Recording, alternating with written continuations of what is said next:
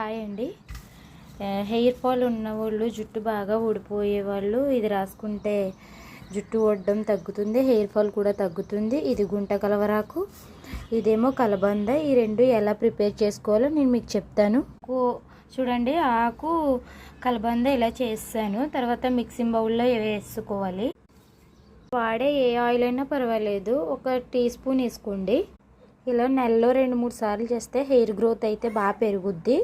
ఇలాగే చేసేసుకుందాము.